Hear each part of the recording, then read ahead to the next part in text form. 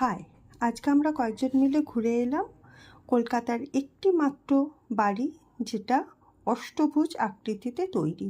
বাইরে থেকে সেটা বোঝাই যাবে না যে ভেতরে এই অষ্টভুজ আকৃতিটা আছে। এটা মাথা ঘোরা বাড়ি বলেও পরিচিতি আছে।